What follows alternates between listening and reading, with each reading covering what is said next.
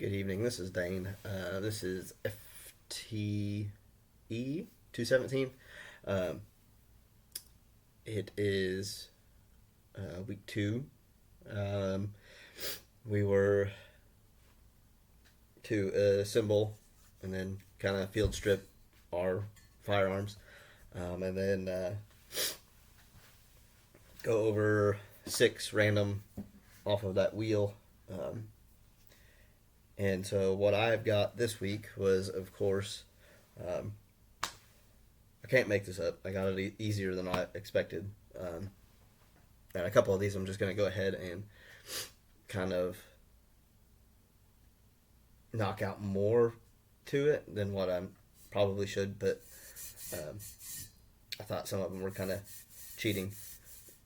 But first one I got was the upper receiver. I'm going to go ahead and say that the upper receiver is kind of your bread and butter. The upper receiver's responsibilities is to, of course, house your bolt carrier group, your charging handle, your forward assist, dust cover. It's kind of everything in there, and then of course, along with your bolt and everything aligning properly to, and your gas tube as well. I forgot about that. But yeah, that's kind of those quick responsibilities of that. And then I've got on here the trigger pin. That was cheap. I'm going to go ahead and just kind of talk about the whole trigger itself. Of course, the trigger pin is to hold the trigger and position of where it is. But I'm going to go ahead and say the whole trigger. You could say that this is another important part to the assembly as well, because without the trigger, you wouldn't have the hammer to hit your firing pin. So, it's the pin's responsibility is to be there, but it's also kind of, it still has to be able to have action in there. So it can't be a really tight clearance in there, but it's got to be tight enough to where you can still manipulate that movement. And then I got, of course, the compensator, which that's cheating itself. I don't know. But I didn't put mine on yet. I'm going to probably end up going with something different, as kind of like I have on my AR-15. It's more of a little bit different. But the compensator's main thing is to take those gases and kind of spread them as everything fires. And it also helps with that flash as well. But that's pretty much it for that. And then, of course, the gas tube, which kind of rolls in with the compensator. Gas tube's responsibilities is, I'd say the gas tube is probably one of the important things of this, because without the gas tube, we wouldn't have this action, because what happens is when you fire, those gases the excess gases come back through this tube, which then take your bolt and throw it back and then lock it back forward for the next round. So, that's kind of the important bread and butter there of it. And then I got the firing pin retainer, this little guy right here. I'm going to say, that's kind of self knowledge there. Fire pin retainer, it holds that firing pin in place. Without it being in place, you would fire it and your pin would go with that round. And then the safety detent, that one, that's all together. Safety. I'm going to say safety. Safety detent.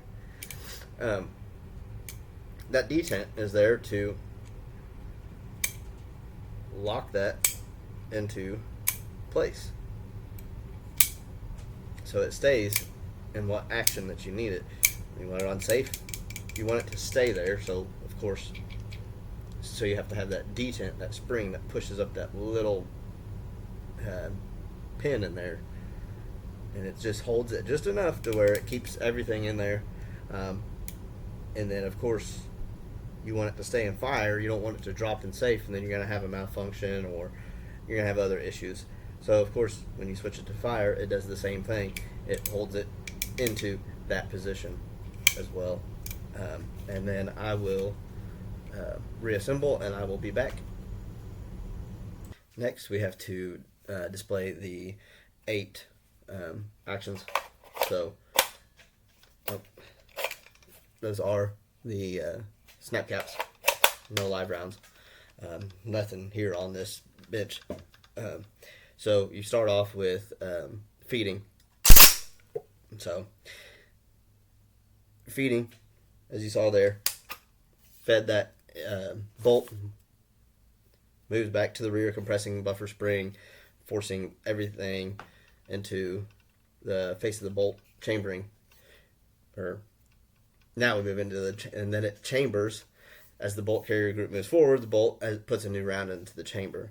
And then locking, as the bolt moves forward, the bolt is kept in position by the cam pin riding on the upper receiver. So up in here, there's a little guide where your cam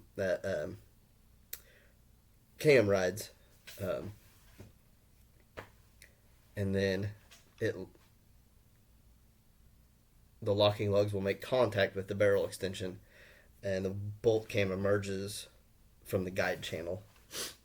And then firing, which would be, of course, moving it from safe to fire, squeezing the trigger, which would then trigger and disengages the hammer from the trigger, and the hammer hits the firing pin, causing it to strike the primer of the round. Unlocking, bolt carrier moves to the rear. As the bolt cam moves back into the track of the upper receiver, it causes the lugs to fall out of the barrel extension. As that happens, extracting happens. The bolt carrier group moves to the rear of the extractor that is attached to the bolt grips, the rim of the cartridge, and then withdraws it from the chamber. And then that rolls into ejecting. The rear movement of the bolt allows the ejector spring to react and kick out the casing. So I will demonstrate that here. Pull it back as all that happens in that quick little second. And then I shouldn't have rode that forward. Cocking would have been the rear movement of the bolt pushes the hammer, which is attached to your trigger, and then places it back into the firing position. And that is it for this week. I've had a great time. Thank you.